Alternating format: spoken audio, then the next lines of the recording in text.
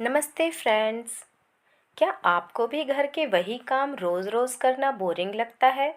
मेरे साथ भी ऐसा ही होता है। और ये हम सभी होम मेकर्स के साथ होता है, क्योंकि घर में हर रोज़ कोई ना कोई नया काम निकल ही आता है। और साथ ही घर के जो रोज़ के काम होते हैं वो अलग बने रहते हैं। और ऐसा शायद ही कोई होम मेकर होगी जिसे अपना घर साफ सुथरा और ऑर्गेनाइज करके रखना पसंद नहीं होगा। सभी वुमेन, चाहे वो वर्किंग हो या होम मेकर्स, सभी को अपने घर को सजा कर रखना और साफ सुथरा करके रखना पसंद होता है।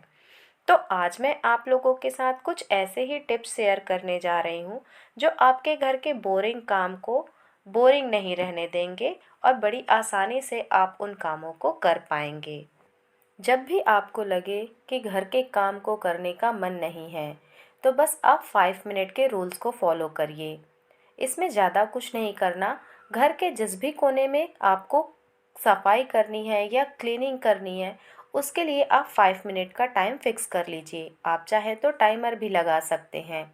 अभी अब आपको डीप क्लीनिंग नहीं करनी है, केवल आपको जो चीज़ें सामने दिख रही हैं उन्हें ही क्लीन करते जाना है।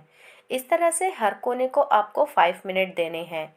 जब भी हम कोई लंबा काम करते हैं या डीप क्लीनिंग करते हैं, तो एक ही जगह पे काम करते हुए हमें बोरियत सी होने लगती है। तो जब कभी आपको ऐसा लगे, तो आप हर कोने को 5 मिनट दीजिए। ज़्यादा कुछ सामान फैला नहीं होगा, तो आसानी से 5 मिनट एक कोने के लिए इनफ होते हैं। आप इस समय में अपने घर के किसी टीवी यूनिट को क्लीन कर सकते हैं, पौधों में पानी दे सकते हैं, या आपके घर के जो सेल्फ हैं या कैबिनेट्स हैं उनकी डस्टिंग कर सकते हैं। या कोई चीज़ें अगर इधर उधर बिखरी हुई दिख रही हैं तो उन्हें उनकी सही जगह पे रख सकते हैं। इस तरीके से हर कुछ देर में आप एक नए तरीके का काम कर रहे होंगे, जो आपको बोरियत भी नहीं महसूस होने देगा और थोड़े थोड़े करके आपके घर के सारे काम भी होते चले जाएंगे। जिस जगह पे जब कभी भी जो काम दिख जाए उसे उसी समय करते जाइए।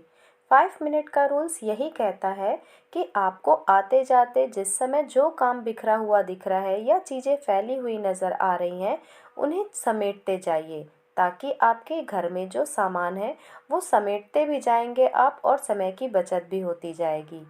अगर आप इन्हीं कामों को बाद के लिए टालते जाते हैं, तो सारे काम इकट्ठे हो जाते हैं और फिर यही आपको बोरियत फील कराते हैं। तो बेहतर है कि छोटे छोटे टुकड़ों में सारे काम को कर लिया जाए, ताकि बाद में हमें बोरियत फील ना हो।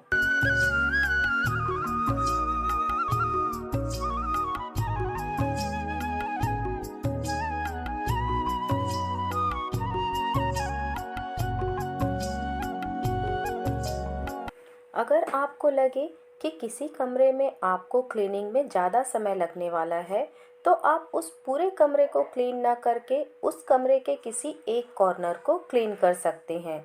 ऐसा करने से आपके कमरे का एक कॉर्नर क्लीन भी हो जाएगा।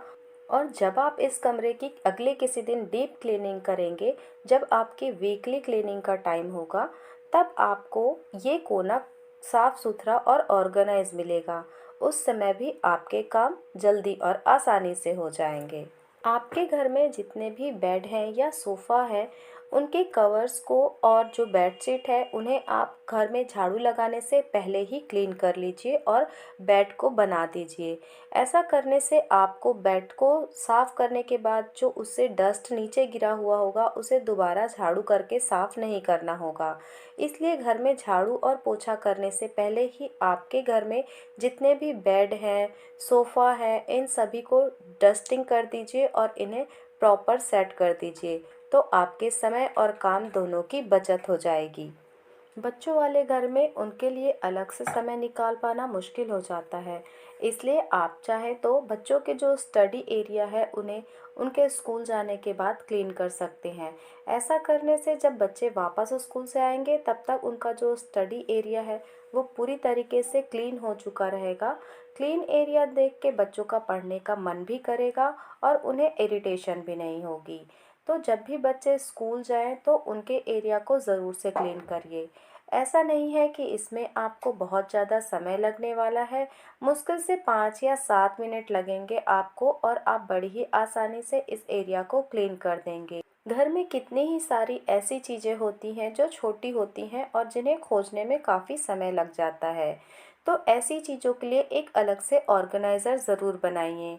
हमारे घर में जो रबर बैंड है, बच्चों की क्लिप्स हैं, पेन वगैरह है, इन सभी को रखने के लिए एक ऐसे छोटे ऑर्गेनाइज़र को यूज़ करिए जिसमें आप ये सारी चीज़ें ही रखते हैं, और ताकि बच्चे भी इन्हें बड़ी ही आसानी से खोज लें और उन्हें खोजने के लिए बार बार आपको आवाज़ ना लगाना पड़े कि ये चीज़ कहाँ पे रखी हुई है। कुछ काम बच्चों को भी खुद से करने दीजिए और आगे चल के यही आपके लिए काफ़ी बेनिफिट होगा जब वो आपकी हेल्प करेंगे। जब कभी आपको लगे कि काम करने का मन नहीं लग रहा, तो अपने काम को किसी दूसरी चीज़ में स्विच कर सकते हैं। अगर आप चाहें तो उस दिन अच्छे से रेडी हो जाइए।